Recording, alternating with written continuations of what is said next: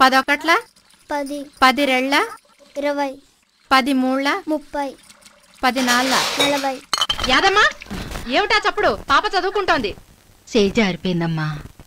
సర్లే నువ్వు చెప్పమ్మా. 10 ఐదుల 50 10 ఆరుల 60 10 ఏళ్ళ 70 10 ఎనిమిదిల 80 10 తొమ్మిదిల 90 10 పదుల. చిచి ఎన్నిసార్లు చెప్పాలి? పాప చదువుకుంటోంది, బుద్ధి లేదు. నాలాగా కాకుండా నా కూతురు బాగా బతకాలని నాకు ఉంది. కానీ ఏం చేసేది? నా చేతుల్లో ఏముంది? అంతా మా తలరాత. చూడమ్మా, అలా తలరాతను తిట్టుకుంటూ కూర్చుంటే కుదరదు. నువ్వు మీ అమ్మాయికి మంచి భవిష్యత్తునివ్వచ్చు. దానికి మార్గం ఆమెను చదివించడం ఒక్కటే. బడికి పంపించమ్మా, పని కాదు.